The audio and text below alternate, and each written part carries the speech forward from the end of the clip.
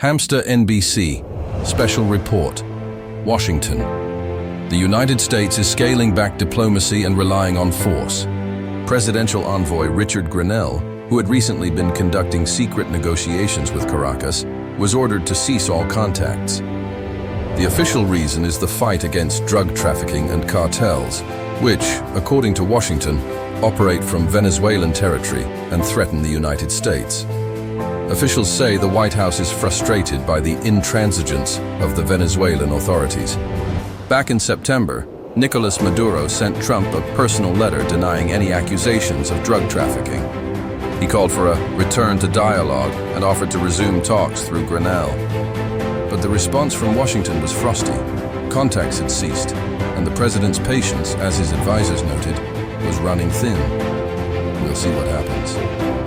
According to analysts, these words could signal preparations for a new phase of confrontation. In recent weeks, American activity in the region has noticeably increased. The Pentagon reported several strikes on ships suspected of being linked to cartels near Venezuelan waters. And just a few days ago, Venezuelan military aircraft flew over a U.S. Navy ship, which the Pentagon called an extremely provocative action. Officials confirm the president is considering all options, including military ones, one advisor said. Meanwhile, Maduro is responding in his usual manner. The Venezuelan leader has denied any accusations and called the U.S. threats election PR. Tensions between the countries have been growing for several years. The U.S. accuses Nicolás Maduro of creating a narco state and directly links his government to international cartels.